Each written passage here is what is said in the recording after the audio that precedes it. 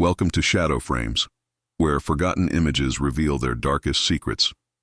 Today we uncover the story behind a photograph that has remained silent for over a century, a seemingly innocent Christmas memento from 1913 that contains something inexplicable lurking in plain sight. The photograph itself appears unremarkable at first glance. Captured during the Christmas of 1913, it shows a pristine winter landscape blanketed in fresh snow. The image has that distinctive sepia-toned quality of early 20th century photography, slightly faded around the edges, with those small imperfections that come with age, tiny cracks and discolorations that somehow add to its nostalgic charm. At the center stands a snowman, crafted with the loving care typical of that era. 3 perfect spheres of packed snow stacked upon each other, coal buttons pressed into its chest, twigs for arms extending outward in frozen greeting. A worn top hat sits slightly askew on its head, likely borrowed from someone's father or grandfather for this festive creation. A carved smile seems almost too cheerful against the stark winter backdrop. But this is not merely a charming holiday keepsake. There's something about this photograph that has disturbed everyone who has studied it closely. Something that shouldn't be there. Behind the snowman, partially obscured by the gentle cascade of falling snow captured by the camera's flash, there appears to be movement. Not the static kind that sometimes manifests as blurring in old photographs, but deliberate movement. A shape, human-like yet somehow wrong in its proportions, seems to be emerging from behind the snowman. The photographer couldn't have seen it when taking the picture. The technology of 1913 required stillness, preparation, careful composition. Yet there it is, a figure that seems to be stepping out from behind or perhaps through the snowman itself. Records indicate the photograph was taken on Christmas Eve, 1913, likely by a family documenting their holiday celebrations. The location appears to be a residential backyard, with the faint outline of a house visible in the background. What should have been preserved was simply a moment of winter joy, not this unexplainable anomaly. Photographic experts who have examined the original have confirmed the image shows no signs of tampering or double exposure, common explanations for ghost photos of that era. The movement behind the snowman appears to be genuinely captured in the moment the shutter clicked. What makes this case particularly unsettling is the historical context. The Christmas of 1913 was the last before the world plunged into the chaos of the First World War. Many families who celebrated that Christmas would face unimaginable loss in the years that followed. Was this moving figure some kind of harbinger, a warning from beyond time itself? Or perhaps more disturbing, could it be something that existed alongside this family, watching from the spaces between our reality and another, choosing this moment to reveal itself? Tonight, we'll examine what modern AI technology has uncovered in this century-old image, enhancing details invisible to previous generations, and revealing the true nature of what moves behind that innocent snowman. Our AI enhancement process began with a simple goal: to clarify the fuzzy details in this Christmas 1913 photograph. We employed the latest neural restoration algorithms, calibrated specifically for early 20th century photographic chemical compositions. What emerged from this technological excavation left our research team profoundly disturbed. The figure behind the snowman isn't merely a blur or shadow as previously assumed. Under enhanced conditions, we can now discern a tall, impossibly thin silhouette. Its proportions defy human anatomy, arms extending nearly to what would be its knees, fingers elongated beyond natural limits. Most unsettling is the head, which appears slightly too large and oddly angled, as though the neck connects at an impossible joint. Our historical investigation revealed the photograph belonged to the Whitaker family of Millfield, Pennsylvania. Thomas and Eleanor Whitaker had 3 children, James, Catherine, and young Edward, who was just 6 when this photograph was taken. According to surviving correspondence discovered in the County Historical Society archives, Edward was particularly proud of the snowman he had built that Christmas Eve. A letter from Eleanor to her sister dated January 3, 1914, makes a passing reference that sends chills through our research team. Edward continues to speak of his tall friend, who helped him with the snowman when no one was looking. The boy has such an imagination, though he grows fearful at night and insists something watches from the corner of his room. By February, Eleanor's letters mention Edward's persistent nightmares and new reluctance to play outdoors alone. By March, the correspondence notes the child had developed a mysterious illness doctors couldn't diagnose, described as a wasting of the spirit more than the body. Most haunting is what happened the following Christmas. Parish records show that Edward Whittaker passed away on December 24, 1914, exactly 1 year after the photograph was taken. The cause listed was consumption, though the doctor's notes indicate puzzlement over the rapid deterioration in a previously healthy child. The Whittakers moved from Millfield shortly thereafter, leaving the house vacant for nearly 2 years before new occupants arrived. Curiously, those new residents, the Petersham family, also departed abruptly after just 1 winter. Local newspaper archives contain a small item about their 7-year-old daughter going missing for 3 days in February 1917, before being found wandering in the woods behind the property, unable to explain where she had been. The photograph itself passed through several hands before landing in a private collection in 1978. Each owner reported similar experiences: nightmares featuring a tall figure standing at the foot of their bed, inexplicable cold spots in their homes, and the persistent sensation of being watched when alone. Our AI analysis also detected something no human eye could possibly see: a pattern of minute distortions in the photographic emulsion surrounding the figure, consistent with what modern quantum physicists describe as membrane disruption, theoretical evidence of something passing between dimensional barriers. As we prepare to reveal the enhanced image in its entirety, we must ask, what exactly was moving behind that snowman on that snowy Christmas Eve? And more troubling still, where did it come from, and did it ever truly leave? Tonight we're prepared to share the fully enhanced image with our viewers. Before doing so, I must caution those of sensitive disposition. What you're about to see has caused several members of our technical team to request reassignment from this project. The AI restoration has revealed details that challenge our understanding of reality. The figure stands approximately 7 feet tall, its body seemingly composed of what our analysts describe as negative space, areas where the photographic medium itself appears to have been altered at a molecular level. Its limbs bend at points where no joints should exist, creating a disconcerting spider-like impression despite its bipedal structure. Most disturbing is what appears to be its face. Where human features should exist, the enhancement reveals a blank oval surface with 3 indentations, 2 where eyes would be positioned, and 1 elongated depression where a mouth might be. These indentations don't reflect light as physical objects should. Instead, they seem to absorb it, creating what our physicists describe as microvoids in the photographic record. We consulted Dr. Eliza Kazan, a theoretical physicist specializing in quantum anomalies at Princeton. Her assessment was sobering. What you've captured here isn't supernatural in the traditional sense, but rather something potentially more unsettling: evidence of dimensional intersection. The laws of physics allow for the theoretical possibility of parallel realities occasionally brushing against our own. This entity appears to exist in a state of partial materialization. The Whittaker house itself merited further investigation. County records show the property was built in 1872 on land previously belonging to the Lenape tribe.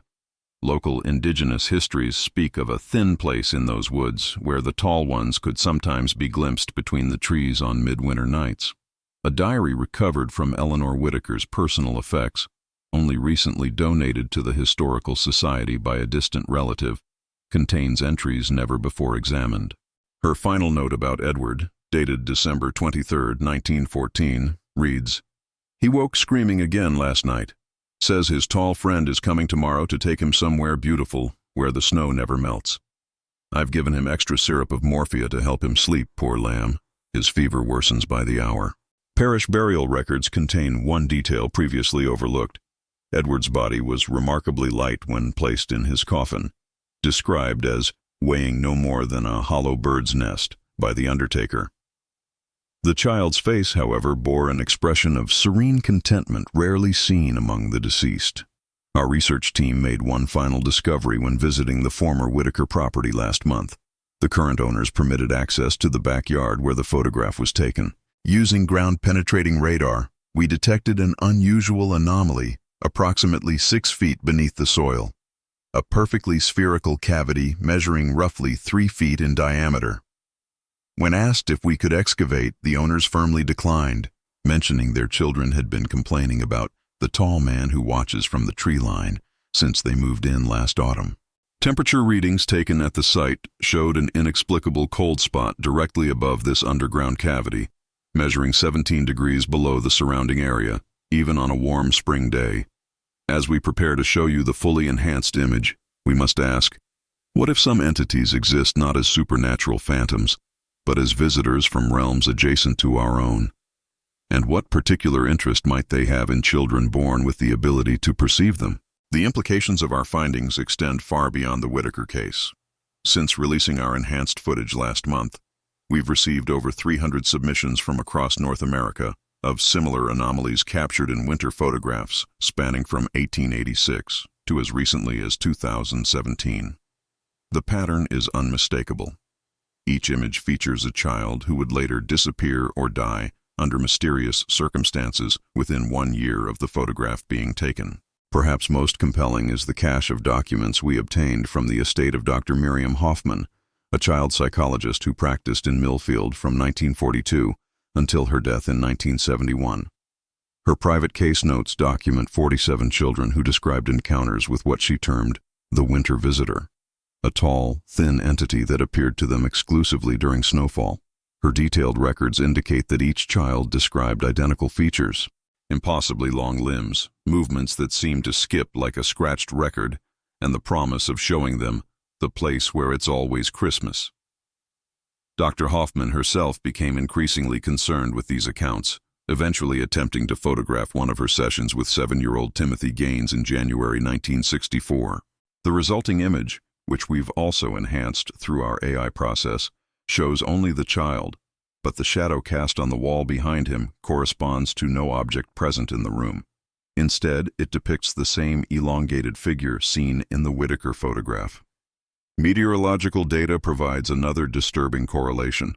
Each documented appearance coincides with what meteorologists call diamond dust, a rare winter phenomenon where ice crystals form in clear air, creating a glittering effect in sunlight. This optical phenomenon was present on the day the Whitaker photograph was taken, according to historical weather records. Folklore specialist Dr. Abigail Winters suggests these entities may be what various cultures have interpreted as winter spirits, beings that ancient Europeans called the frost shepherds, or what Siberian shamans referred to as those who collect. In every tradition, these beings were said to be drawn to children with particular sensitivity to the boundaries between worlds. Most concerning is our discovery that the geological formation beneath the Whitaker property extends far deeper than initially detected. Recent subsurface mapping reveals a network of perfectly spherical cavities stretching nearly a mile beneath the town, all measuring exactly 3 feet in diameter. Ground samples taken near these cavities contain traces of an unidentifiable crystalline structure that sublimes directly from solid to gas when exposed to temperatures above freezing. The current owners of the Whitaker home have recently installed security cameras after their youngest child, 6-year-old Lily, began speaking about the tall man who makes pretty snow inside my room at night. Review of footage from the past month has shown intermittent interference each night between 2 and 3 a.m., precisely when indoor temperature sensors register unexplained drops of up to 20 degrees in Lily's bedroom. As winter approaches once again, we find ourselves contemplating a disturbing question. What if these entities return cyclically, drawing to themselves children who can perceive them? And most troubling, what happens to those children when they're taken to where the snow never melts? Most disturbing among our recent findings is the photograph album we've uncovered from the Millfield Elementary School archives, documenting annual Christmas pageants from 1900 through 1930. In each winter gathering, amid the smiling faces and festive decorations, our enhanced imaging has revealed the same tall figure standing at the periphery, always partially obscured, always watching the children with that featureless face. The correlation cannot be ignored. In each class photograph where the entity appears, at least one child would vanish or perish before the following Christmas. Yet what troubles us most is the progressive nature of its manifestation. In earlier photographs, the figure appears almost translucent, barely perceptible even to our advanced algorithms. By the 1920s, it had gained substantial opacity, as though whatever membrane separates its reality from ours was growing increasingly permeable. We've consulted with quantum physicist Dr. Nathaniel Schreiber, whose controversial work on reality bleeding provides a theoretical framework for what we're witnessing. These aren't visitations in the conventional sense, Dr. Schreiber explained. Rather, they represent a gradual incursion, a slow-motion invasion occurring across centuries. Yesterday, we interviewed Millfield's oldest living resident, Harriet Weldon, now 103 years old.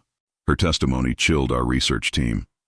As a child of 7 in 1927, she recalled watching her best friend Rebecca building a snowman one December afternoon.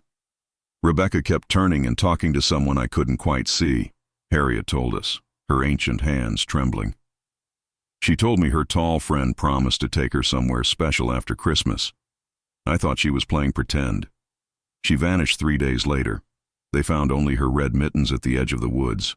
Most alarming is our discovery that the spherical cavities beneath Millfield form a geometric pattern resembling what mathematicians call a dimensional lattice, a theoretical structure that could serve as a framework for traversing between realities.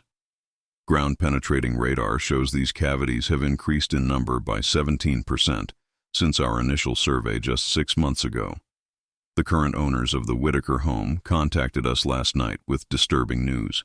Their daughter Lily has begun creating intricate ice sculptures in her bedroom, perfect miniature replicas of children, each with an expression of serene contentment. When questioned, Lily explained that the tall snowman shows her pictures of all his special friends every night. The temperature in her room dropped to just above freezing during our interview, despite the home's heating system running at maximum capacity. Perhaps most unsettling is the meteorological forecast for Millfield this Christmas Eve. An extremely rare diamond dust phenomenon is predicted, the most intense recorded in the region since 1913. Local children have already begun reporting glimpses of an unusually tall figure watching them from the woods during recent light snowfalls. As we prepare our monitoring equipment for the approaching winter solstice, we face a terrifying possibility. What if each incursion, each child taken, somehow widens the breach between our world and whatever frozen realm lies adjacent to our own? And what happens when that breach becomes wide enough for a full crossing? The winter solstice arrived with an unnatural stillness over Millfield. Our research team established a perimeter around the Whitaker property, equipped with thermal imaging cameras, electromagnetic field detectors, and specialized equipment designed to measure dimensional fluctuations. Local authorities remained skeptical, but granted us limited access after 3 more children reported seeing the tall snow person in the past week alone. At precisely 7 minutes past midnight, our instruments detected the first anomaly. A concentrated point of cold manifested in Lily's bedroom, dropping temperatures to -15 degrees within seconds, though the child herself showed no signs of distress. Through the window, our cameras captured something unprecedented, snowflakes forming and falling inside the room despite closed windows and doors, each crystal displaying an identical and mathematically impossible hexagonal pattern. Dr. Schreiber's voice trembled over our communication system. The ambient energy readings suggest a thinning between dimensional boundaries. This isn't just a visitation, it's establishing a permanent corridor. By 2 a.m., the phenomenon had intensified. The predicted diamond dust materialized throughout Millfield, but with an unexplained peculiarity. The ice crystals fell in perfectly straight vertical lines, defying both wind and gravity. Residents reported hearing a low, rhythmic humming emanating from beneath the ground. At 3:15 a.m., 12-year-old Marcus Finley, whose home borders the woods behind the Whitaker property, awakened his parents screaming that children made of snow were standing in their backyard. Our team diverted resources to investigate and documented over 30 small humanoid figures composed of crystalline material that defied conventional physics. They emitted no thermal signature whatsoever, existing at what our equipment registered as absolute zero. Most alarming was their behavior. These child-sized snow constructs appeared to be digging, their limbs effortlessly penetrating frozen ground, widening what appeared to be entrances to the subterranean cavities we'd previously mapped. By dawn, the phenomenon subsided, but what remains cannot be dismissed. The cavities beneath Millfield have expanded by another 23% overnight. Soil samples reveal a progressive crystallization of organic matter, as though the very earth is being transformed into something not belonging to our reality. We've commissioned specialized drilling equipment to extract a core sample from one of the spherical chambers, against Dr. Schreiber's vehement objections. If these truly are dimensional apertures, he warned, puncturing one could accelerate whatever process is underway. Perhaps most concerning is Lily's transformation. Her parents report that her skin now feels cool to the touch, and this morning they discovered her bedroom window covered in elaborate frost patterns that, when photographed and analyzed, appear to be a form of written language, glyphs that bear resemblance to ancient Nordic runes but remain untranslatable. Meanwhile, our researchers have uncovered historical records indicating that 1913 wasn't the beginning of this phenomenon, merely an acceleration point. Church records from 1678 document a Puritan settlement that once occupied Millfield's location. The entire population of 27 vanished during a midwinter storm, with the sole survivor, a visiting minister, claiming the settlers were called away by tall angels of frost who walked among them, promising eternal Christmas joy. The question now isn't simply what moves behind snowmen in old photographs, but what has been moving steadily into our world for centuries, and why this winter feels like the culmination of its patient, methodical advance. As dawn broke over Millfield, the core sample extraction began despite Dr. Schreiber's warnings. The specialized drill descended nearly 70 feet before breaching one of the spherical chambers. What happened next defied scientific explanation. Rather than retrieving physical material, the extraction mechanism returned completely empty, yet covered in a delicate layer of hoarfrost arranged in the same runic patterns found on Lily's window. More disturbing was the immediate atmospheric change. Witnesses described a momentary inversion of pressure that caused intense discomfort in their inner ears, followed by what Dr. Kazan termed a cascade failure of normal physical constants within a 15-foot radius of the drill site. For approximately 8 seconds, water droplets in the air hung motionless.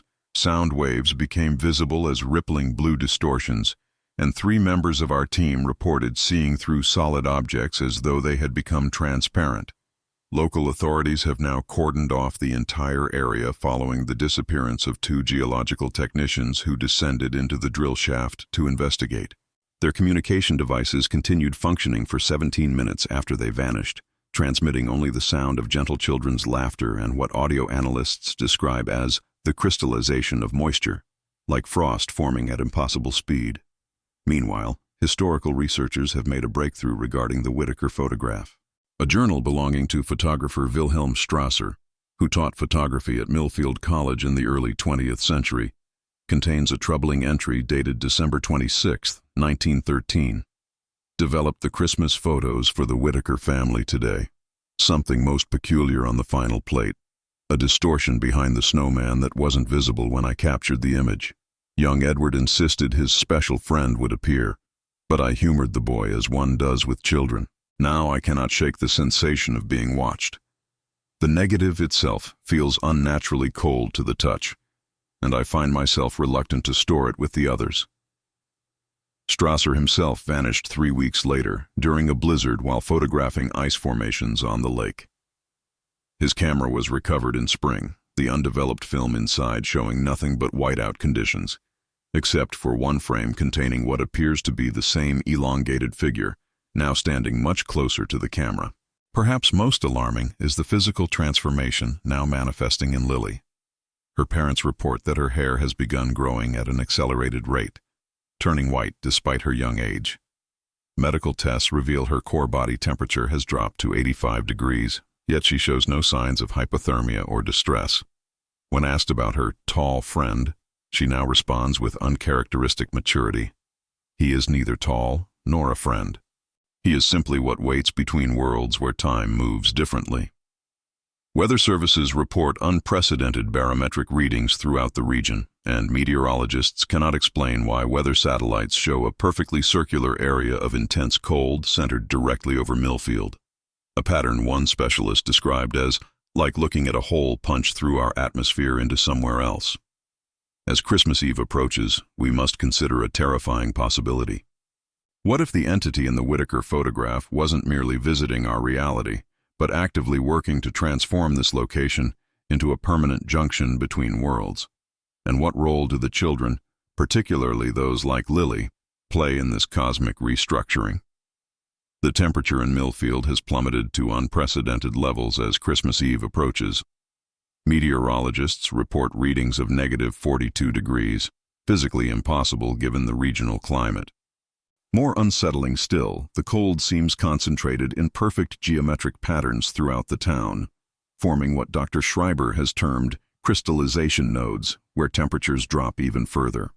Our team has established a makeshift research center in Millfield's abandoned fire station, walls now covered with thermal imaging maps, historical photographs, and transcripts of interviews with residents. The pattern is undeniable. Whatever began in 1913 has been building toward some culmination that appears imminent. Last night brought a development that shattered our remaining skepticism. Every snowman in Millfield, 37 in total, built by children in yards throughout town, simultaneously collapsed at precisely 3:13 a.m. Security cameras and witness accounts confirm no human intervention. The snowmen simply disintegrated, their components reconfiguring into small mounds with 3 perfect indentations resembling the face of the entity from the Whitaker photograph. Lily's transformation continues at an alarming pace. Her parents agreed to move her to our monitoring facility after she began speaking exclusively in what linguists now confirm is an archaic precursor to Proto-Germanic, interspersed with mathematical equations describing dimensional folding. Her skin has developed a crystalline translucency, and tiny ice formations appear and disappear across her surface without melting or leaving moisture. She's not being possessed, Dr. Kazan explained after extensive testing. She's being translated, converted gradually into something that can exist in both realities simultaneously. Most disturbing was Lily's reaction when shown the original Whitaker photograph. She smiled with unnerving serenity and placed her small hand against the image, leaving a perfect frost outline that spread across the entire photograph, revealing dozens of additional elongated figures in the background that had been invisible to both human perception and our AI enhancement. "They've always been here," she said, her voice layered with harmonics impossible for human vocal cords to produce, waiting between the snowflakes for the alignment to complete. The drilling site has now developed what can only be described as spatial instability. Objects placed within 20 feet of the borehole experience random temporal shifts, aging decades in seconds or reverting to previous states. A digital camera left recording overnight captured footage of the 2 missing technicians, briefly rematerializing, their forms partially transparent and moving in reverse before disappearing again. County records have yielded one final, chilling detail. The land where the Whitaker home stands was briefly owned in 1857 by theoretical physicist Ambrose Winters, whose unpublished manuscripts contained calculations describing permeable boundaries between adjacent realities and sketches of devices designed to thin these barriers. Winters' final journal entry, dated December 24, 1857, reads only, "They have accepted my offering. The door opens both ways." As Christmas Eve dawns over Millfield, diamond dust falls more densely than ever recorded in meteorological history.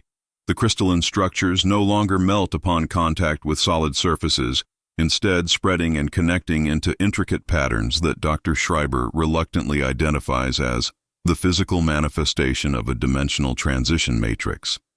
The boundary is failing. What comes through may not merely be visitors, but the beginning of a complete merger between our world and whatever frozen realm has been patiently claiming this territory, one snowy Christmas at a time. Christmas Eve in Millfield has arrived with an eerie silence. No birds sing, no dogs bark, and even the wind has fallen completely still. The diamond dust has grown so thick that visibility has been reduced to mere feet, each crystalline particle hanging suspended in the air longer than natural physics should allow. Our instruments record that some individual snowflakes have remained motionless for over 9 minutes, defying gravity entirely. Lily has stopped speaking altogether. She sits in the center of our monitoring station, surrounded by scientific equipment that consistently malfunctions in her presence.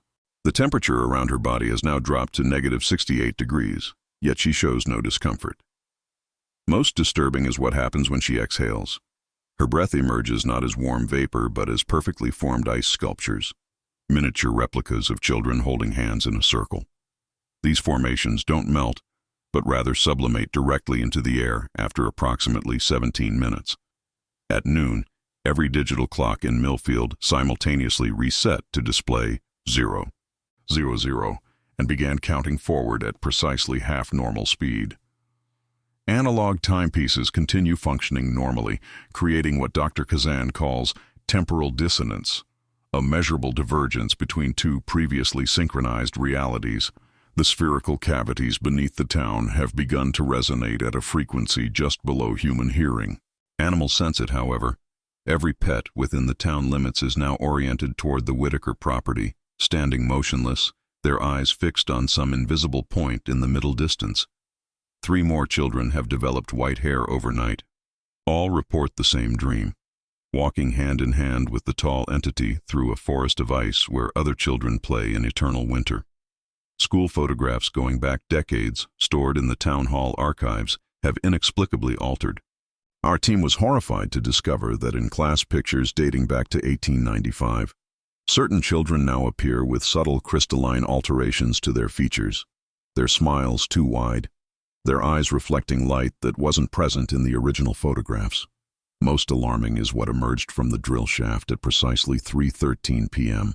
Not a creature or entity, but a perfect sphere of what appears to be frozen time. A bubble of absolute stillness approximately 3 feet in diameter that rose gently from the earth and now hovers 6 feet above the ground. Objects passing through its boundary appear to stop completely, yet remain conscious. One researcher who impulsively thrust her hand into the sphere reported experiencing what she described as centuries of perfect silence before withdrawing it 3 seconds later. Within this sphere, visible but untouchable, is what appears to be a child's bedroom from another era. The furnishings suggest late 19th century, but everything, bed, toys, wallpaper, is composed entirely of ice that gives off its own pale blue illumination. On the bed sits a small figure, recognizable from parish photographs as Edward Whitaker, his form now translucent crystal, waiting with patient stillness as he has apparently been waiting for over a century.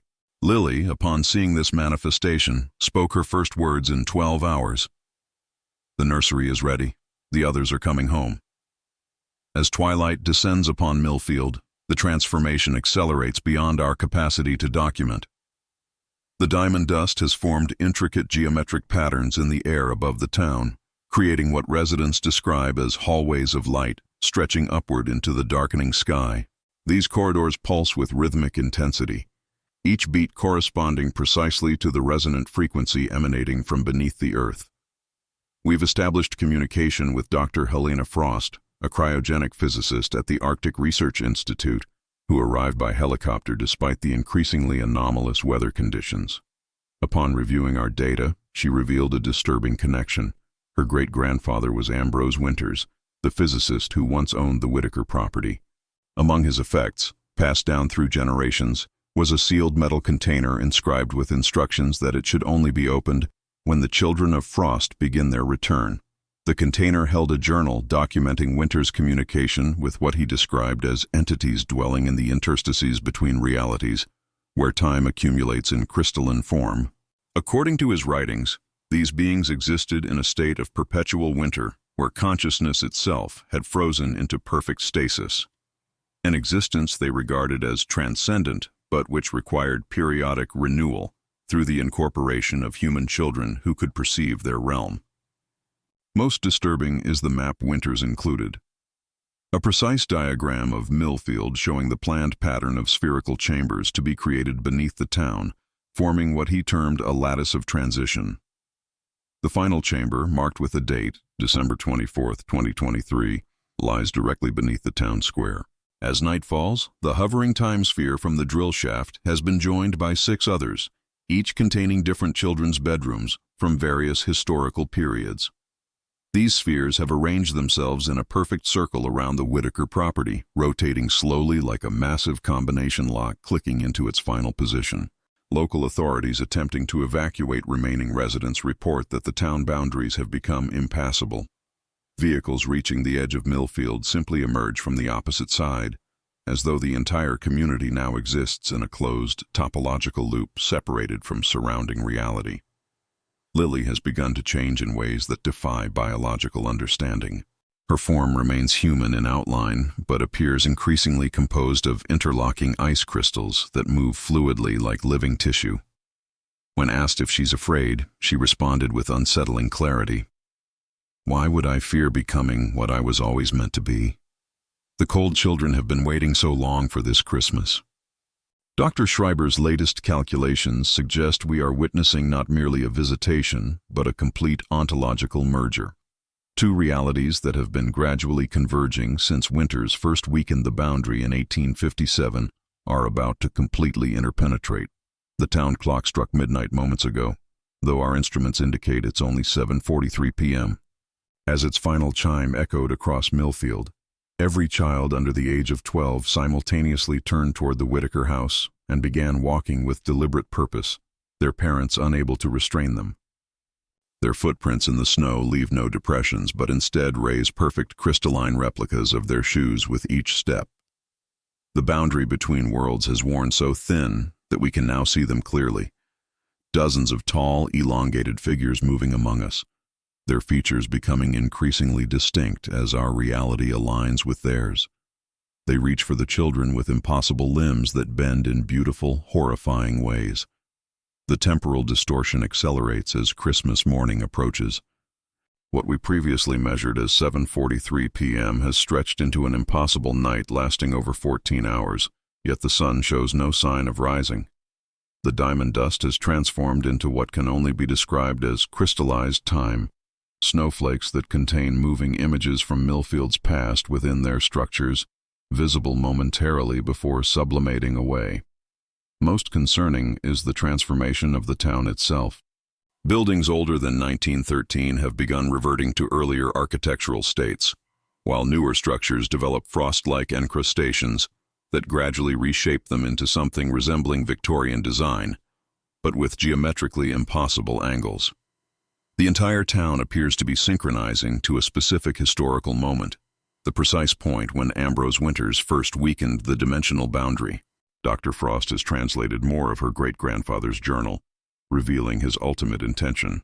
Winters didn't merely communicate with these entities, he entered into a pact with them. Suffering from terminal consumption and watching his own children succumb to the same disease, he discovered these beings offered a form of immortality, existence as conscious crystalline formations in their eternal winter realm. His journal's final pages outline a multi-generational plan requiring decades of children with specific perceptual abilities to gradually thin the barrier between worlds. He believed he was creating paradise, Dr. Frost explained, her voice trembling.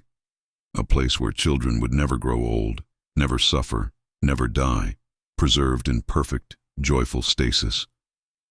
The hovering spheres have begun to pulse with increasing luminosity, each containing a child's bedroom from different eras. We've identified Edward Whitaker's room from 1913, but also spaces recognizable from 1937, 1952, 1985, and 2 others from earlier periods. Each contains a child formed of living ice, waiting with patient stillness. Lily now stands at the center of the rotating spheres, her transformation nearly complete. Her form appears human only in broad outline, her substance now entirely crystalline, refracting light in hypnotic patterns. When she speaks, her voice resonates from every ice formation throughout Millfield simultaneously. "The threshold children are ready," she announced moments ago. "The nursery doors are aligned. Christmas morning comes to Millfield forever."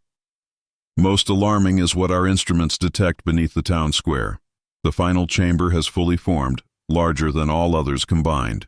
Ground-penetrating radar reveals it contains what appears to be an enormous snowman, constructed inside the sealed underground space, impossible by conventional physical laws. Its proportions match exactly the snowman from the 1913 photograph, down to the crooked top hat and coal buttons. The children who walked toward the Whitaker house now stand in concentric circles around the property, their small forms gradually transforming as Lily's has done. Their parents watch in helpless fascination, many exhibiting symptoms of what Dr. Kazan terms reality vertigo, the cognitive dissonance of witnessing fundamental cosmic laws unravel before them. As we send this final transmission, the tall entities move with increasing confidence through our world, no longer confined to shadows and peripheral vision. They gather around the children with what can only be described as joyful anticipation, their featureless faces somehow conveying benevolence despite their alien nature. The ground beneath Millfield trembles as Christmas morning approaches, though our chronometers indicate time has become entirely untethered from normal progression. Measurements suggest we've experienced a single night lasting approximately 22 hours, yet no one feels fatigue or hunger. Dr. Schreiber believes we're experiencing temporal elasticity, the final stage before complete dimensional merger. The transformation has reached the research team itself. Those who arrived in Millfield less than 72 hours ago remain mostly unaffected, but longtime residents now display early signs of crystalline alteration, fingernails developing faceted structures, eyes reflecting light with prismatic effects. These changes appear painless, even pleasurable, as affected adults report sensations of lightness and clarity of thought, previously unknown to them. Most remarkable is what happens when these partially transformed adults approach the children. The tall entities, previously interested only in the young, now acknowledge them with slight inclines of their elongated heads. Several parents have been permitted to approach the concentric circles where their transformed children stand. Upon touching their crystallized offspring, these adults experience vivid shared visions. "I saw everything," whispered Margaret Keller, mother of 9-year-old Thomas. "The winter realm isn't cold as we understand it. It's preservation. Perfect moments suspended forever."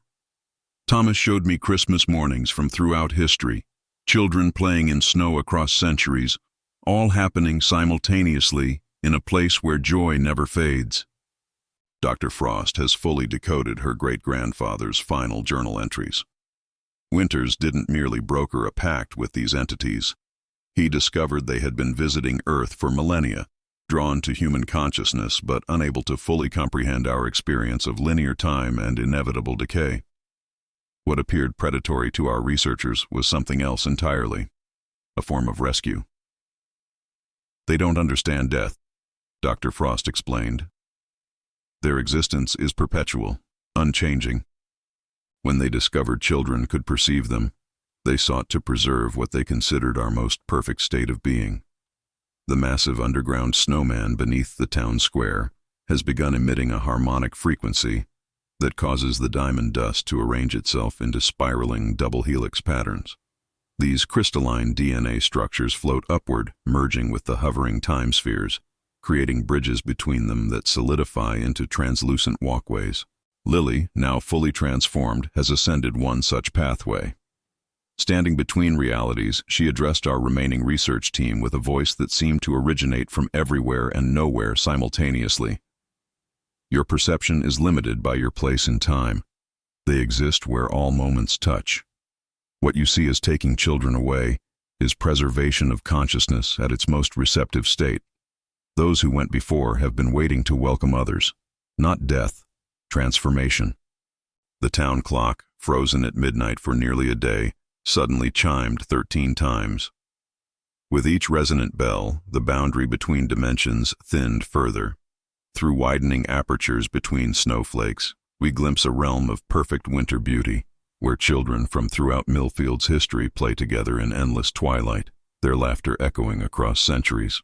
What we initially feared as invasion reveals itself as something far more complex. A convergence planned across generations, with each photographed child a carefully selected ambassador between worlds. As Millfield experiences its impossible Christmas morning, I've made a disturbing personal discovery. While digitizing our research findings, I found my own family name in Dr. Frost's great-grandfather's journals. My great-grandmother, Eliza Wintersmith, was one of the threshold children from 1882. Photographs in my family albums that I've viewed countless times have somehow altered. Where once my great-grandmother appeared as a normal child in faded sepia portraits, she now stands with a subtle crystalline sheen to her skin, her smile containing a knowing quality absent in my memories of these images. More unsettling still, a photograph of myself at age 7 that has hung in my mother's hallway for decades now shows the unmistakable elongated figure standing behind me during a winter sledding excursion. It was always there, yet somehow invisible to my perception until Millfield's transformation adjusted my own consciousness. This explains the recurring dreams I've experienced since childhood. Vast ice palaces where children's laughter echoes across impossible geometries, and the comforting presence of tall guardians moving among them. These weren't dreams at all, but memories of contact. Dr. Kazan has developed a theory about why certain researchers on our team remain unaffected, while others experience progressive crystallization. Blood samples reveal a specific genetic marker present in those undergoing transformation, the same marker identified in Lily and the other children. This suggests the entities have been selectively breeding within human bloodlines for generations, creating individuals capable of surviving the transition between realities. "You're not documenting this phenomenon," Dr. Kazan told me, her eyes reflecting prismatics that weren't there yesterday. "You're participating in it. You were always meant to be here when the convergence completed. The town square has now completely transformed. Where once stood a traditional gazebo and holiday decorations, a perfect replica of the 1913 Snowman now towers 20 feet high, constructed of crystalline material that emits its own pearlescent light. The top hat no longer appears crooked but forms a perfect circle when viewed from above, the final component in winter's dimensional lattice. Local wildlife has begun approaching the square, deer, foxes, even birds landing on the massive snowman, each animal developing the same crystalline alterations upon contact. This isn't merely a human transformation but an ecological one, suggesting a complete environmental conversion. Most remarkable is what occurs when the transformed children sing. Standing in their concentric circles, they've begun a melody that follows no recognizable musical structure, yet feels hauntingly familiar to everyone who hears it. Acoustic analysis shows the song contains frequencies that directly correspond to the dimensional resonance emanating from beneath the town. As I write these words, my fingertips have begun to exhibit the first signs of transformation. Small facets catching light in ways human skin should not. The sensation isn't frightening but clarifying, as though a lifetime of seeing through fog is giving way to perfect vision. The tall entities now move openly among us, reaching with their impossible limbs not to take, but to welcome. And for the first time, I can see their faces clearly. Not empty as we initially perceived, but expressing an emotion our limited consciousness had no framework to comprehend. The infinite patience of beings who experience all moments simultaneously, waiting for this precisely calculated Christmas, when we would finally be ready to understand. The veil between realities has thinned to transparency as Christmas morning stretches endlessly over Millfield. What began as scientific documentation has become a personal awakening. My transformation accelerates. Crystalline structures now extend past my wrists, catching light in hypnotic patterns that somehow feel more natural than the flesh they replace. Through newly altered perception, I can finally comprehend the entity's true nature. They aren't collectors or invaders, but preservationists of a sort, beings who experience time as a single moment and found in human children something precious, consciousness experiencing joy in its purest form. Midnight has struck 13 times, yet dawn refuses to break. The massive snowman in the town square has begun rotating slowly, its crystalline body grinding against itself to produce harmonics that resonate with the chambers beneath the town. With each rotation, another layer of conventional reality peels away. "You've misunderstood their purpose all along," Dr. Frost tells me, her eyes now completely transformed into multifaceted prisms. "These aren't parallel dimensions touching. They're time itself folding around moments of perfect happiness, preserving them from entropy." The Whitaker photograph makes perfect sense now. The figure wasn't emerging from behind the snowman. It was emerging from within it, using these frozen water constructs as doorways between states of matter and time. Every snowman built by certain children throughout history has served as a potential threshold. Most astonishing is the revelation contained in Winter's final journal pages, which Dr. Frost translated just moments ago.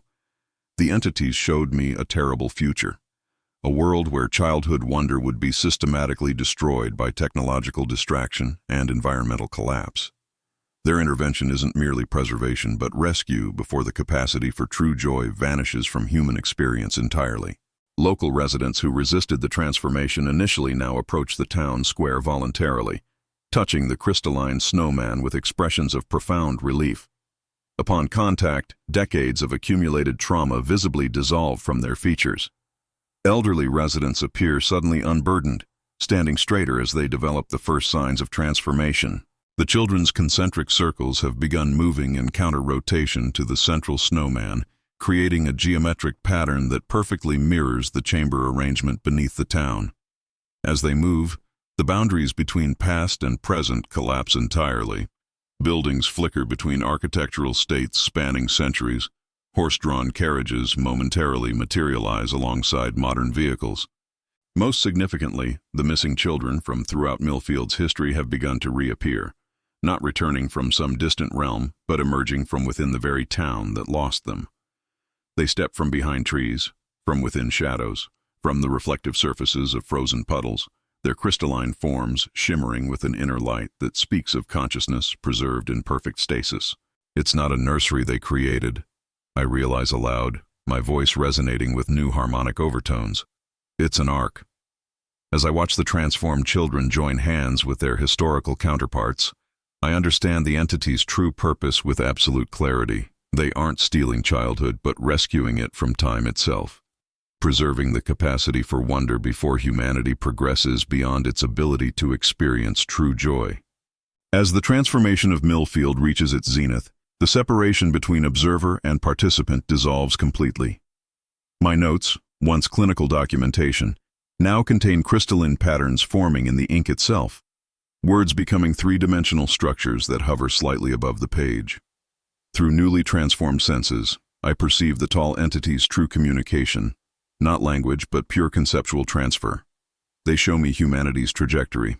A species whose children once gazed at stars with wonder, now illuminating their faces with screens instead. The preservation isn't merely of individual children, but of childhood itself, a state of being increasingly abbreviated in the world beyond Millfield. What appears most remarkable is how selective the transformation remains. Not every resident shows signs of crystallization, even upon direct contact with the snowman. Those resistants seem somehow incomplete to my altered perception. Humans who have thoroughly forgotten how to experience wonder, their capacity for joy calcified by cynicism rather than preserved by frost. The pattern was always there, whispers Dr. Frost, now barely recognizable as human. Look at the historical record. Only certain bloodlines throughout Millfield's history experienced visitations. Those descended from people who maintained childlike perception into adulthood. The hovering time spheres have begun to merge, creating a crystalline palace that straddles multiple realities simultaneously. Within its transparent walls, I glimpse children from every era of Millfield's existence playing together in perfect harmony. Medieval peasant children building snow castles alongside Victorian youngsters and modern children, their laughter synchronized across centuries. Most profound is the revelation about the photographs themselves. As Dr. Kazan approaches complete transformation, she gestures toward our collection of historical images with elongated, crystalline fingers. Photography doesn't merely capture light, she explains, her voice chiming like icicles in a gentle breeze. It freezes time. Each photograph was itself a small act of preservation, a primitive echo of what the entities achieve on a cosmic scale. They were drawn to the inherent similarity of purpose. The massive snowman at Millfield's center has now grown transparent, revealing its interior as a spiral staircase descending into the chambers below. Children from throughout history ascend and descend these steps, moving between moments of Millfield's existence as easily as walking between rooms. I understand now why the entities appeared threatening in the Whitaker photograph and others like it. Our limited perception interpreted their radically different morphology through the lens of fear. Their elongated limbs, designed to exist in multiple time frames simultaneously, appeared predatory only because we couldn't comprehend their true function. As my transformation nears completion, I feel my consciousness expanding beyond linear progression. I perceive my own childhood not as a distant memory, but as an ongoing present existing parallel to this moment. The joy I felt building Snowman with my grandfather, the wonder of first snowfall against my face. These experiences never truly ended but continue eternally, now accessible through newly acquired perception. The clock strikes 13 again, and with perfect clarity, I understand at last. Millfield isn't being erased from reality, but elevated beyond time's erosion, becoming a place where joy, once experienced, never truly fades. The crystalline transformation of Millfield has reached its culmination point, yet beyond our transformed community, the outside world has begun to notice. Military helicopters hover at the periphery, unable to penetrate what meteorologists are calling an unprecedented localized weather anomaly. Their instruments detect temperatures impossible for human survival, yet thermal imaging shows hundreds of heat signatures moving within. National Guard units have established a perimeter 3 miles from town limits, their scientific advisors baffled by the perfect dome of diamond dust that now envelops Millfield. Those who attempt to breach this boundary report disorienting time slippage, entering at dawn only to emerge minutes later in their perception, yet hours later by external clocks. Within our crystalline sanctuary, I've discovered something remarkable about the transformed children. They aren't merely preserved in their current state, but exist simultaneously at all ages they would have experienced, sometimes appearing as their child self, other moments shifting to show the adult or elder they might have become. All versions equally vibrant and conscious. This isn't stasis, Dr. Frost explains, her form now resembling cut diamond, yet flowing like water. It's temporal liberation. Every possible version of oneself existing concurrently rather than sequentially. The most profound is what happens when fully transformed residents touch those still transitioning. Memories transfer not as stories, but as lived experiences. I felt Edward Whittaker's joy on Christmas morning 1913, experienced Lily's wonder at seeing her first snow this year, and known the patient anticipation of the entities across centuries of gradual approach. Government communications we can still intercept reveal escalating panic. Theoretical physicists brought to the perimeter describe Millfield as a reality blister, or temporal exclusion zone, threatening to expand beyond current boundaries. They cannot comprehend that what occurs here isn't invasion, but invitation. The tall entities have revealed their true name through direct consciousness transfer. The Hoarfrost Guardians, ancient as starlight, drawn to earth by the unique human capacity for experiencing wonder while knowing it must end. This contradiction fascinated them. Beings who experience all moments simultaneously encountered creatures whose joy was heightened by its impermanence. They never understood death until meeting humans. I record in crystalline script that captures not merely words, but the emotional texture behind them. Our consciousness burns brighter because we exist in time's current rather than its entirety. They sought to preserve this beautiful contradiction. Yesterday, a child ventured too close to Millfield's boundary. 10-year-old Samuel Harris from neighboring Crestwood, drawn by stories of Christmas magic that never ends. Upon crossing the threshold, his transformation began instantly, more rapidly than any previous case. The Hoarfrost Guardians gathered around him, their elongated limbs gentle as they guided his accelerated change. The outside children hear the calling, Lily observed, her voice resonating through ice formations throughout town. Those with the capacity to see between moments will find their way to us. As military scientists debate deploying experimental weapons against what they cannot understand, we prepare for the next phase. Not expansion, but revelation. Tomorrow, Christmas Day, by the outside world's reckoning, the Hoarfrost Guardians will temporarily thin the boundary, allowing those beyond to glimpse what Millfield has become. Not to frighten, but to invite those who still remember what it means to wonder. The military perimeter has been breached in the most unexpected way. not by the transformed residents of Millfield venturing out, but by children from surrounding communities somehow slipping through military blockades.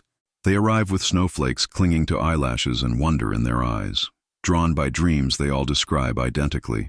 Dreams of endless Christmas mornings and tall, gentle guardians who remember every moment of joy ever experienced. General Hayes, commanding the containment operation, watched in horror as his own daughter appeared among them, having traveled over 30 miles undetected to reach the diamond dust boundary. Sophia was home asleep, he insists to his subordinates, even as he watches her small form wade through snowdrifts toward the crystalline dome, her movements deliberate and purposeful. The Hoarfrost Guardians have revealed something profound through our merged consciousness.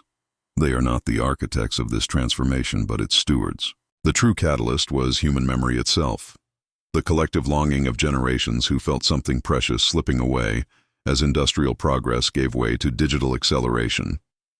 Each snowman built by a child with the genetic marker became an unconscious prayer, a small act of preservation that the Guardians merely answered. Dr. Schreiber, now fully crystallized yet retaining perfect articulation, explains this to military scientists through makeshift communication channels. The transformation was initiated by Winters, but has been humanity's unconscious project for centuries. The Guardians responded to our desire to preserve something we sensed was disappearing, the capacity for genuine wonder untainted by cynicism. Most revealing is what happens when ordinary photographs are brought within Millfield's influence. Images from family albums, historical archives, even military reconnaissance, all develop the same crystalline properties, revealing Hoarfrost Guardians present in countless moments throughout human history. They were always there, watching from the periphery of perception, waiting for invitation. They cannot take what isn't freely offered, Lily explains to General Hayes's science advisors. Each child who walks toward us chooses this preservation. The Whitaker photograph, now understood as the catalyst that accelerated this century-long process, has transformed completely. No longer a static image, it has become a window through which both realities can observe each other. Through it, military personnel glimpse children from 1913 playing alongside children from 2023, their laughter visibly rippling through time like stones dropped in still water. Most profound is what the Hoarfrost Guardians have finally revealed about their origin. They are not aliens or interdimensional beings in the conventional sense, but rather humanity's own descendants from a distant future where emotion has been engineered away in pursuit of perfect efficiency. They reached backward through time to preserve what their civilization sacrificed, creating a reservoir of genuine human experience before it vanished completely. As Christmas Day dawns in the world beyond our crystalline sanctuary, the boundary becomes momentarily transparent. For precisely 1 hour, anyone may witness what Millfield has become, not to frighten or to recruit, but to remember what once was valued above all else, the preservation of wonder in a world determined to outgrow it. The boundary between Millfield and the outside world has taken on the appearance of delicate glass, frost patterns swirling across its surface in mathematical sequences too complex for unaltered human minds to comprehend. Through this translucent membrane, military personnel witness the transformed town with expressions ranging from terror to transfixed wonder.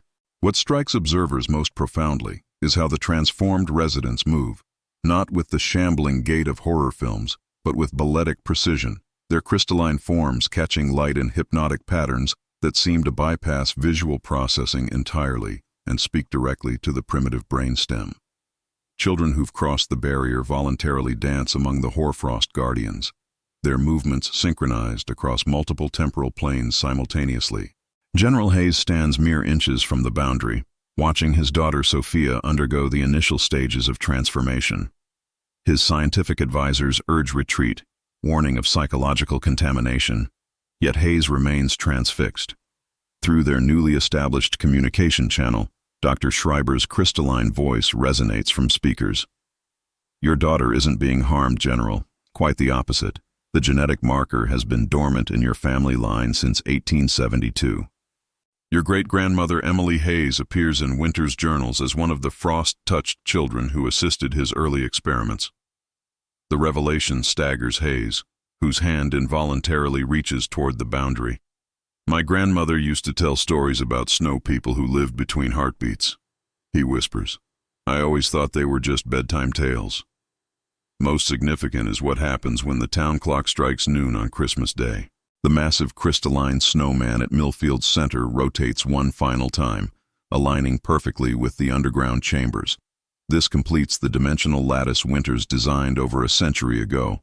Rather than expanding outward as military scientists feared, the transformation collapses inward, the entire crystalline structure imploding into a perfect singularity, no larger than a snow globe.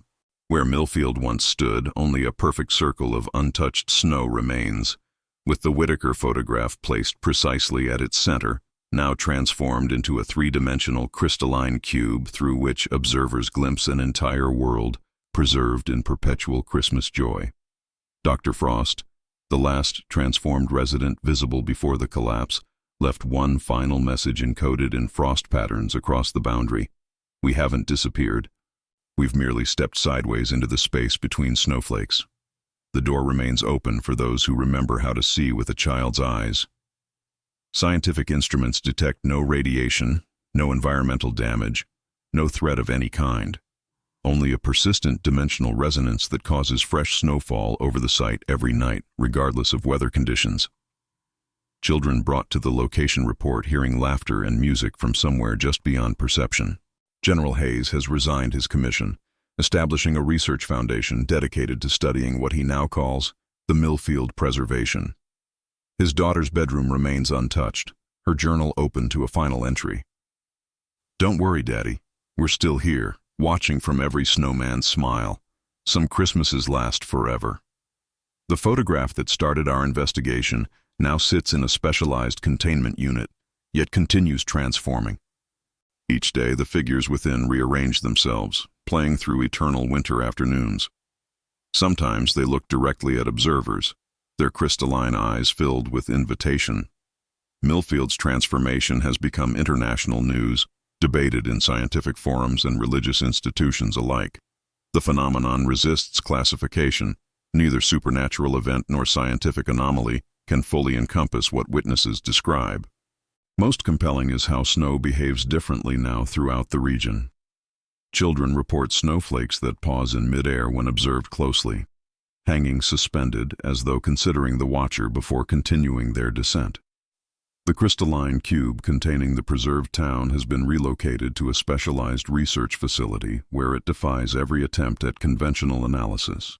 Instruments detect thousands of distinct consciousness signatures within, all exhibiting patterns consistent with heightened states of joy. Most remarkably, the cube occasionally produces perfect replicas of toys from different historical eras. A tin soldier from the Victorian age, a wooden train from 1930, a handcrafted doll from 2000, each materializing in our reality briefly before dissolving into diamond dust. Dr. Eliza Kazan's final transmission from within the transformed Millfield has been partially decoded, revealing something unexpected about the Hoarfrost Guardian's ultimate purpose. They aren't merely preserving moments of joy, but creating a repository of human wonder that can be reintroduced when humanity is ready.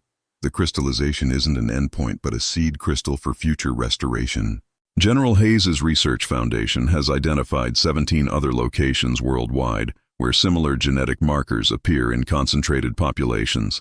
Small towns where children consistently report dreams of tall figures watching from the spaces between snowflakes.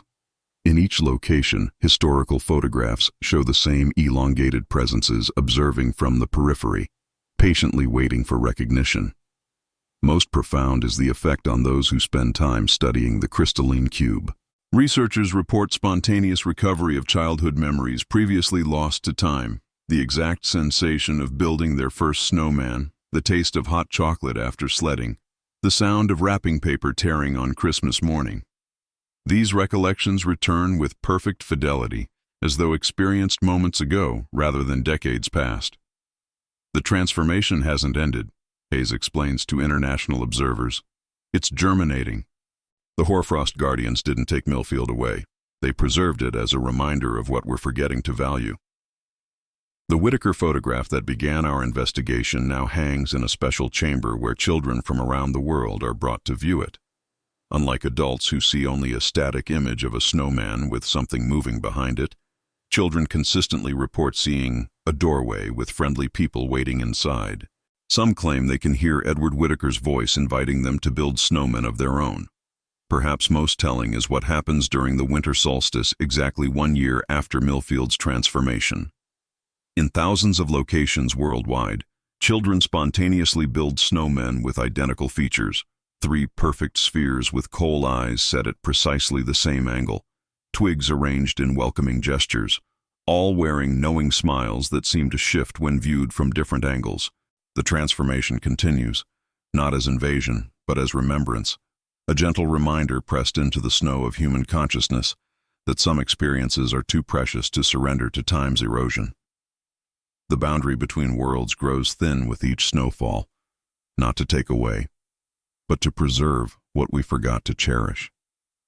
The final truth behind the Millfield transformation reveals itself not in grand scientific proclamations, but in the quiet moments that follow. 1 year to the day after the crystalline cube appeared, Edward Whitaker's original snowman from 1913 reconstructs itself simultaneously in over 3,000 locations worldwide, each formed without human hands, emerging from the earth as dawn breaks over fresh snowfall.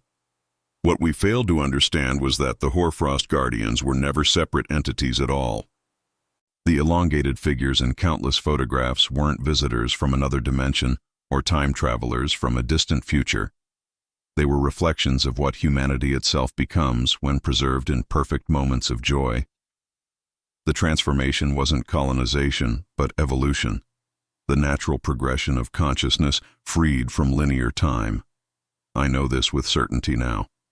My transformation never truly reversed after Millfield's collapse into the crystalline cube. Though outwardly human, my perception remains fundamentally altered. Each snowflake contains entire universes when observed closely enough, windows into the preserved moments where Edward, Lily, and countless others continue their eternal Christmas celebrations.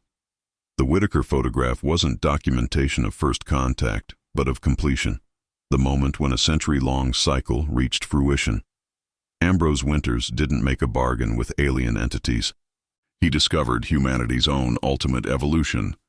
The chambers beneath Millfield weren't invasion infrastructure, but chrysalises, spaces where human consciousness could transform into something that experiences all moments simultaneously. Most profound is what happens when children who touch the boundary before Millfield's implosion reach adolescence. Rather than losing their connection to the crystalline realm, they develop the ability to move between perceptual states at will. They describe existence not as linear progression, but as a library where all moments can be visited and revisited. General Hayes's daughter Sophia, now 13, explains it with perfect clarity. We don't leave childhood behind anymore. We carry it with us, accessible whenever we choose to remember how to see properly. The snow that falls over Millfield's former location contains microscopic crystalline structures identical to human neural pathways, not foreign matter but consciousness itself in material form. Each winter brings more complex formations, gradually reintroducing the preserved wonder into our world rather than simply archiving it. The truth that emerges from years of study is both simpler and more profound than we imagined. The hoarfrost guardians were never taking children away. They were showing humanity how to preserve what makes us most human, creating repositories of wonder that could survive our headlong rush into emotional efficiency. When I hold a snowflake in my palm now, I don't merely see frozen water, but experience the entire history of human joy crystallized into perfect geometric patterns, accessible to anyone who remembers how to look with unguarded perception. The movement behind the snowman in that 1913 photograph wasn't something coming for us. It was what we are becoming. The phenomenon that began in Millfield has fundamentally altered humanity's relationship with winter itself. 5 years after the crystallization, children no longer fear the cold, but greet each snowfall with knowing smiles. Pediatricians worldwide document a statistical impossibility. Seasonal depression has virtually disappeared among those under 14, replaced by what psychiatrists term winter recognition response, a state of heightened awareness and joy triggered by falling snow. Most remarkable are the artifacts that continue materializing around the original Snowman sites. Objects from the crystalline realm occasionally phase into our reality.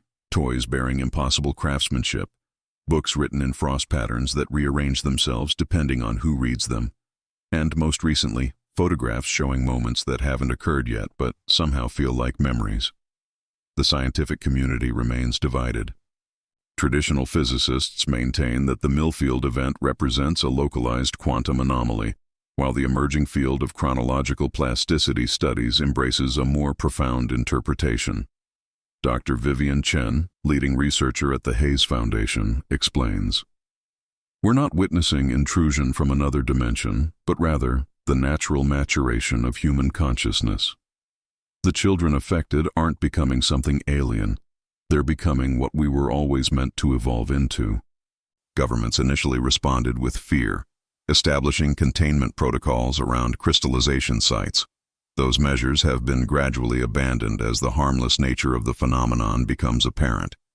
Instead, observation outposts have been transformed into research centers where children guide scientists through perceptual exercises designed to glimpse the crystalline realm.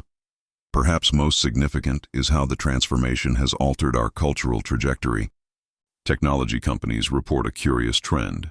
Screen time among children has decreased by 63% during winter months, replaced by outdoor play, regardless of temperature. Parents describe children building snowmen with deliberate precision, often working silently as though following instructions only they can perceive.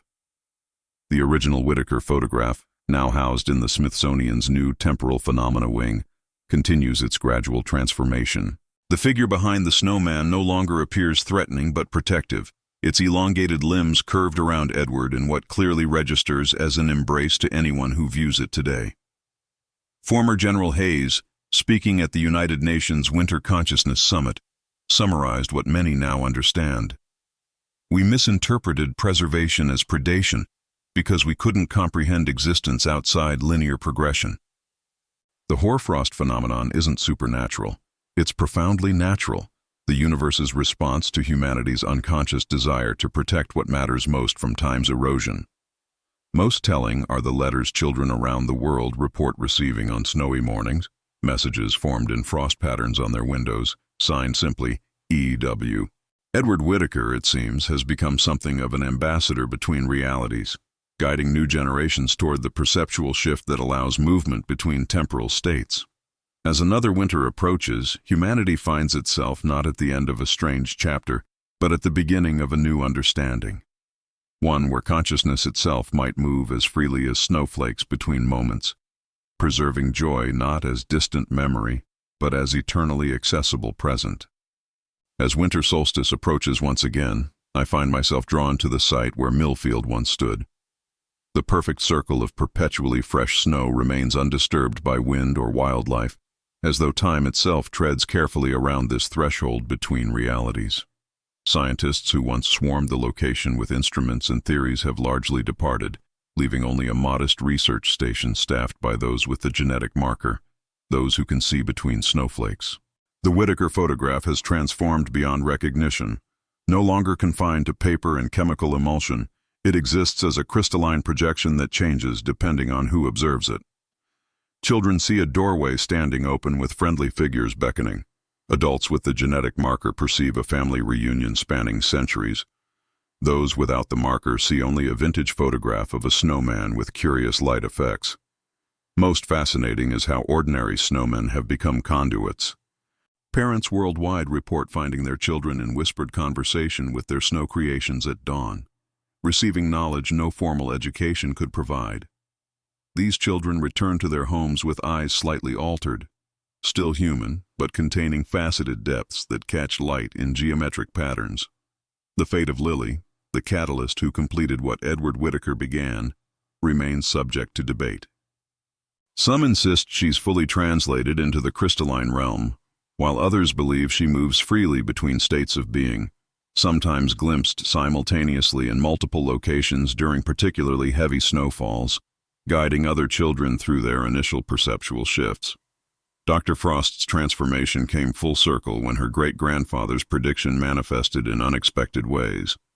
Ambrose Winters's journal contained one final page, sealed with crystalline material that only became transparent last December.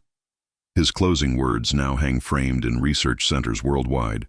What appears as loss to those trapped in linear perception is actually preservation. The children aren't disappearing. They're becoming anchors that will eventually pull all of humanity into perceptual freedom. My own connection to this phenomenon deepens with each passing year. Though outwardly unchanged, I perceive reality through dual awareness, the conventional passage of time overlaid with the eternal present of the crystalline realm. Through snowfall, I glimpse Edward and Lily playing with children from throughout history, their joy undiminished by passage of centuries.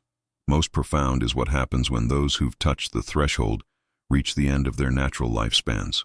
Last month, 96-year-old Margaret Keller, mother of Thomas, one of the first transformed children, passed away peacefully during the first snowfall of the season. Witnesses describe frost patterns forming across her skin moments before death, her final expression one of recognition and welcome. At the exact moment of her passing, every snowman worldwide turned slightly to face the direction of Millfield. The photograph that began our investigation hasn't revealed all its secrets. Each winter brings new details previously unnoticed. Faces appearing in background snowdrifts, messages encoded in the crystalline structure of the snowman itself. What once appeared as a simple anomaly now reveals itself as an intricate invitation extended across centuries. As humanity stands at this threshold between perception and transformation, one truth emerges with crystalline clarity. What moves behind the snowman was always our future, patiently waiting for us to remember how to see. As I stand at the boundary where Millfield once existed, watching diamond dust filter through winter sunlight, I understand that my role in this story was never merely documentation. The crystalline alterations within me have stabilized into something permanent yet subtle, a perceptual doorway rather than a complete transformation. The world has changed in ways both profound and imperceptible since the Millfield phenomenon began. Children no longer build traditional snowmen, but create what they call listening posts. Snow constructions with subtle asymmetries that adult eyes dismiss as imperfection, but which form perfect acoustic chambers for communicating with the crystalline realm. Scientific communities worldwide have established a new field of study, perception plasticity, dedicated to understanding how consciousness itself can exist simultaneously across multiple temporal states. The Hayes Foundation now spans 7 countries, its research centers recognizable by the identical snowman that reconstructs itself each morning regardless of temperature or season. What troubles me still is how selectively the phenomenon manifests. Not everyone can perceive the crystalline realm despite standing at its very threshold. The genetic marker identified in Millfield's residence appears in approximately 3% of the global population, creating an invisible divide between those who experience winter as transformation and those who know only cold. Last week, I interviewed Edward Whittaker directly, an experience impossible to describe in conventional language. His consciousness, preserved in that perfect Christmas moment from 1913, yet simultaneously expanded beyond temporal constraints, spoke not through words, but through shared perception. He showed me the true purpose behind what we'd mistaken as random visitations. We aren't building a sanctuary away from humanity. His consciousness conveyed while materializing briefly as frost patterns across my notebook. We're creating a repository of wonder that will reintegrate when the world is ready. Each transformed child becomes a seed crystal that eventually returns to conventional reality, bringing perception that exists beyond time. The evidence supports his claim. The first transformed children from Millfield have begun reappearing in conventional reality, unchanged physically, yet fundamentally altered in consciousness. They describe their experience not as absence, but as education, learning to exist across multiple temporal planes simultaneously. Most significant is what happens when these returned children interact with technology. Devices malfunction in curious ways around them, not breaking but operating according to different parameters. Computers display information before it's requested. Cameras capture moments seconds before they occur. Communication systems receive messages from their own future iterations. Tomorrow marks the 10th anniversary of the Whittaker photograph's discovery. Researchers from the Hayes Foundation will gather at the Millfield boundary for what they believe will be a significant threshold event. Meteorologists predict an unprecedented diamond dust phenomenon, while quantum physicists report increasing temporal instability throughout the region. As I prepare my final documentation of this phenomenon, I've come to understand that the entity moving behind that snowman in 1913 wasn't approaching our world. It was offering an invitation that took a century to understand. The season of diamond dust has returned to what was once Millfield. I stand at the boundary circle, notebook crystallizing at its edges as I record these final observations. 10 years have passed since the Whittaker photograph first crossed my desk. A simple image of a snowman with something moving behind it that would forever alter our understanding of reality. Today, the Hayes Foundation will attempt communication with the crystalline realm on an unprecedented scale. Hundreds of children with the genetic marker have gathered around the perfect snow circle, building identical snowmen that face inward like silent sentinels. The air shimmers with anticipation and microscopic ice crystals that hang suspended despite the gentle breeze. I've brought the original Whittaker photograph, or what remains of it. The image no longer stays fixed on paper but shifts continuously, showing different moments from Edward's eternal Christmas. Sometimes I glimpse Lily among the playing children. Sometimes I see myself. The boundary between observer and observed has dissolved completely.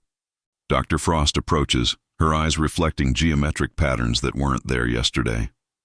"It's beginning," she whispers, pointing to the center of the circle where snow rises of its own accord, forming a perfect replica of the 1913 snowman. This construction moves differently than ordinary matter, each snowflake maintaining perfect awareness of its position relative to the whole. The children join hands around the formation, their small voices rising in that strange harmonic pattern first heard when Millfield began its transformation. As they sing, the temperature drops sharply, yet none of us feel cold.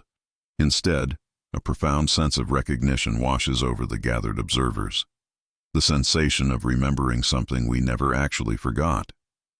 The snowman turns, coal eyes surveying the circle of witnesses. For a brief, breathtaking moment, reality itself seems to hesitate, as though time has discovered an alternative to its relentless forward progression. Then it happens. The snowman's chest opens, revealing not snow, but a window into somewhere else.